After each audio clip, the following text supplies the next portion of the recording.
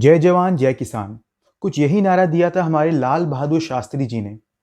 लेकिन आजकल दिल्ली में जो आंदोलन चल रहा है किसानों का सरकार को लेके, उसमें कुछ और ही नज़ारा देखने को मिल रहा है। जहाँ पे पुलिस अपना पूरा फोर्स, पूरा बल प्रयोग कर रही है किसानों को बाहर खदेड़ने में दिल्ली से।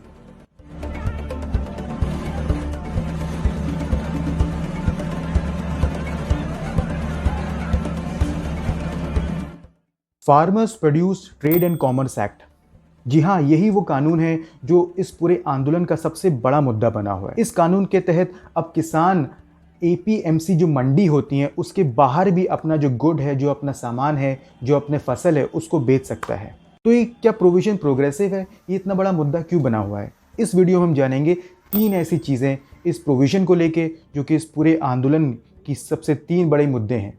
तो वीडियो शुरू करने से पहले प्लीज़ चैनल को सब्सक्राइब जरूर कर दीजिएगा और साथ ही साथ बेल आइकॉन दबाइए जिससे आपको नोटिफिकेशन मेरे आने वाली वीडियोस की मिल जाए। तो चलिए वीडियो स्टार्ट करते हैं।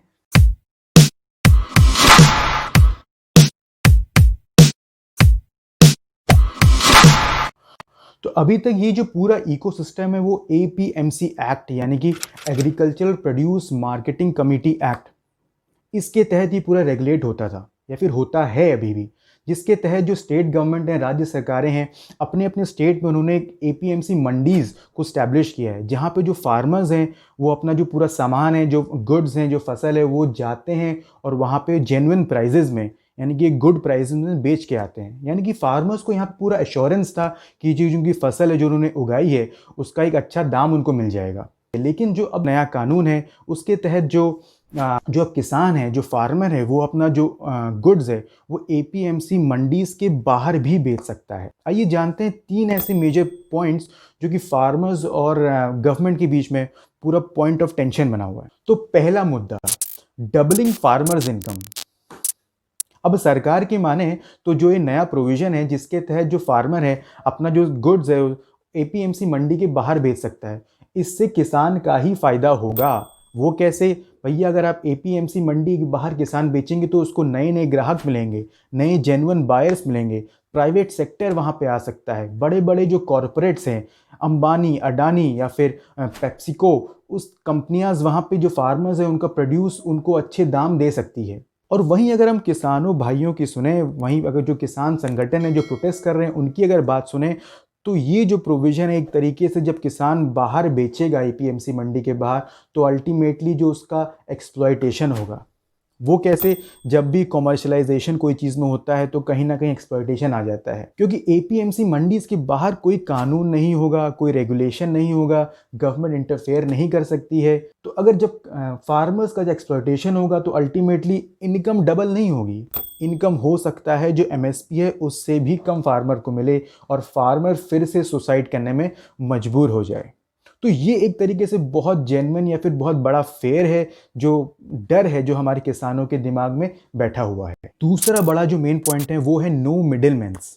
सरकार की माने तो नया जो कानून बना है उसके तहत जो मिडिलमैन्स होंगे या फिर जो कमीशन एजेंट्स होंगे, जिसको हम पंजाब हरियाणा में अर्तियाज भी बोलते हैं, उनका यहाँ पे रोल अब खत्म हो जाएगा कम्प्लीटली या फिर कम हो जाएगा। और अल्टीमेटली जो फार्मर्स होंगे उनको कमीशन नहीं देना पड़ेगा और सीधा वो उनके जेब में जाएगा, जिससे कि जहाँ किसान हैं उनकी इनकम यहाँ पे बढ़ेगी। लेकिन वहीं अगर किसान संगठनों या फिर किसानों की अगर बात हम देखें या फिर उनकी बात सुने, तो उनके हिसाब से जो मिडिल मैन से जो अर्तियाज हैं, अर्तियाज और जो फार्मर्स का जो बॉन्ड है, जो रिलेशन है, ये बहुत पुराना है। जहाँ पे अर्तियाज ही फार्मर्स को पूरा हेल्प करते हैं उनका जो फार्म प्रोड्यूस है वो ले जाने में, मंडी में बेचने में और टाइमली लोन देने में फार्मर को और टाइमली उनको पेमेंट करने में। तो किसानों को यहाँ पे जेन्युइन फेयर है कि क्या ये जो रिलेशन है ये ख़राब हो जाएगा और क्या फार्मर्स अकेले ही ये जो पूरा जो सिस्टम है बेचने का, टाइमली उनको लोन मिलने का, क्या वो अकेले ही पूरा कर पाएंगे?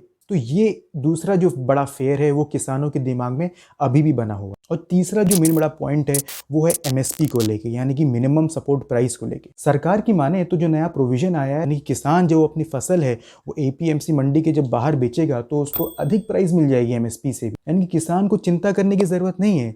जो उसका जो दाम है उसको एमएसपी यानी कि मिनिमम सपोर्ट प्राइस जो कि सरकारें किसान को उसके अनाज के लिए दिया करती थी, एश्योर्ड जो प्राइस था, उससे कहीं अधिक उसको मिल जाएगा, यानी कि उसकी अल्टीमेटली इनकम बढ़ने ही वाली। वहीं अगर हम दूसरी तरफ जो किसान है उसका जब कंसर्न जाने, तो किसानों के मुताबिक जो एपीएमसी मंडीज़ हैं वो धीरे धीरे डाई आउट हो जाएंगे, यानी धीरे धीरे उनका जो सिस्टम है वो ख़त्म ही हो जाएगा। फिर यानी कि वो कानून में तो रहेंगे लेकिन वो बिल्कुल काम नहीं करेंगे, क्योंकि जो बाहर एपीएमसी मंडीज़ है, जो उसके बाहर जो मेन मार्केट है वो चलने लगेगी, जो कि अनरेगुलेटेड होगी कम्प्लीटली।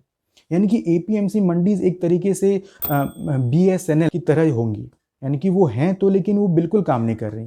और एपीएमसी मंडी के बाहर जो पूरा मार्केट चल रहा होगा वो एक तरीके से जियो टाइप का मार्केट होगा, यानी कि बिग बिग कॉरपोरेट्स होंगे और अल्टीमेटली जो फार्मर है वो एक्सप्लॉइट होंगे। और वहीं जो उनको जो एक गारंटीड एश्योरेंस एमएसपी मंडीज में मिला करता था, बाहर तो नहीं मिलेगा और ऊपर से उनका एक्सप्लॉइटेशन और हो जाएगा। तो अल्टीमेटली जो फार्मर्स हैं वो ही यहाँ पे लॉस में रहेंगे, ऐसा फार्मर्स और उनके संगठनों का कहना है। फाइनली मुद्दा ये आता है कि अब करना क्या चाहिए, वे फॉरवर्ड क्या है, आगे का रोड मैप क्या है।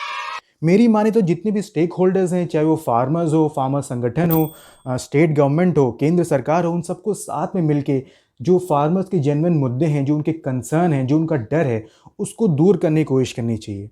चाहे वो मिडिलमैन को लेके हो, चाहे वो एमएसपी से हो, और एक जेन्युइन जो फाइनल जो मिडिल सोल्यूशन है उस पर काम करना चाहिए, ना कि जो फार्मर्स हैं उनको टेररिस्ट या फिर खालिस्तानी बोल के उनको खदे रहना चाहिए, क्योंकि जो अल्टीमेट फार्मर्स हैं वही हम सबको एक फूड सिक्योरिटी प्रोवाइड करते हैं। तो दोस्तों, अगर आपको मेरा एक कंटेंट या फिर जो वीडियो है ये पसंद आया और आपको समझ आया तो वीडियो को प्लीज़ लाइक कर दें और शेयर कर दें और कमेंट डाउन भी कर दें कि आपको इसमें क्या चीज़ प्रोविजंस अच्छे लगे, क्या प्रोविजंस आपको अच्छे नहीं लगे, और आप क्या मानते हैं कि कौन सही है। तो तब तक के लिए मिलते हैं नेक्स्ट वीडियो के लिए। Thank you for watching.